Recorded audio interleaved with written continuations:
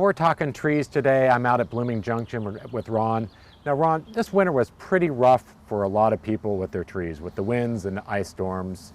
And you guys have a nice selection. And you have some trees that are kind of some of your favorites, right? I do. I think today we're going to talk about some flowering trees, some trees for fall interest. People usually don't think about that until fall. Some evergreens and maybe some unusual ones that people wouldn't normally think of. Right, because now is a great time to get those trees in the ground. Definitely. You know, we've surveyed our yard, we've kind of cleaned them up, and now we're looking to replant a couple. So you're talking, you know, the flowering trees. So what were some of your favorites that you like? Well, obviously right here we have a flowering cherry.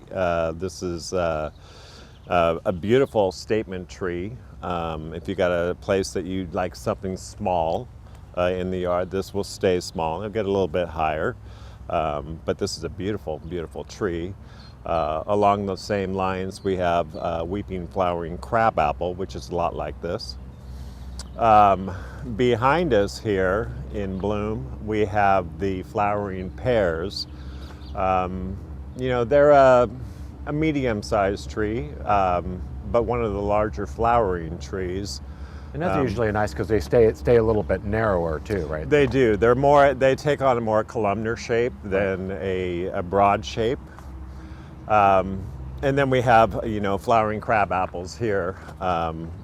That I love the flowering crab apples. It's a very nice sized tree for somebody that doesn't have a lot of space. Right.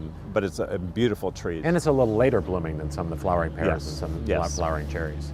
You know, and then, you know, a lot of times, you know, you're saying, you know, we always kind of think of the fall color, but we usually don't wait till fall until we think of it. But now is kind of that time to get the tree now. That's and then you had a couple favorite fall colored. I do. One of my favorite trees is the Raywood ash. I like this tree in general because it has a very fine leaf, it provides a dappled shade, so it's great for lawns and stuff like that, so you don't block out the sun completely. And then in the fall, it takes on a burgundy color. Yeah, it's a real so it's deep, beautiful, rich color. Yeah, beautiful fall color. The Acer rubrums, the maples, beautiful fall color. We have red sunsets. You really can't beat the fall color with that. And those are nice trees because they do grow a little bit bigger, so those people that want to kind of screen out an area or provide a larger Exactly, canopy yeah, for that's shade. what I'd consider a larger tree. The Raywood ash, a little bit smaller, but definitely the Acer rubrums get a good size. So if you're looking for a substantial tree, that's a good one. And Ron, there was another fall favorite tree that you really enjoyed. Yeah, the Nyssa sylvatica, that's a beautiful fall colored tree, just an incredible, just a fiery red and orange. Yeah, we've seen that one up at Hoyt Arboretum, and just the structure of the tree is great, and that's that fire engine color in the fall is just spectacular. It's incredible. And then there's, you know, people that might not necessarily have a lot of space to put in a big tree like that, but you have some trees that are good for those, you know, small garden spaces or even some container runs, right? Yeah, I have some standards. And a standard is basically more of a shrub grown into a tree form. We have a couple of the Physocarpus I haven't carried before, which are really unusual. I've got things like Styrax. They make great statement trees, but they maintain a rather smaller size compared to other trees.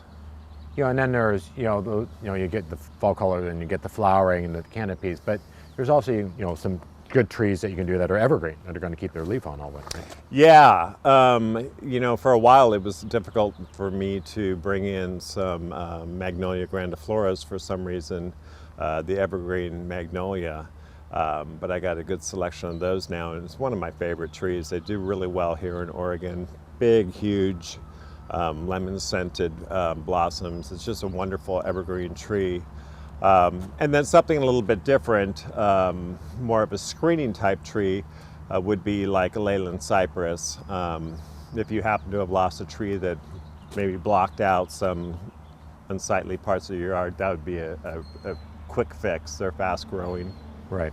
You know, so there's kind of a tree for any any area or any situation. If you're looking for sun ones or shade ones, big ones, small ones. Absolutely. And then you guys have a great selection out here right now, and it's definitely the time to start. We do, and they've been going. It's amazing. People are buying early this year. So I would suggest that people can get out now and look. Right. Don't wait too long. Now's where you right. got the selection and the variety. So, you can come out to Blooming Junction and talk to Ron and his staff. And they have an answer for any situation where you need to get a tree. So, make sure you go visit their website, or you go to gardentime.tv and we'll click you open. So, Ron, appreciate all the information, and we're looking forward to getting out and planting a tree in our yard. Great. Thanks, Ryan.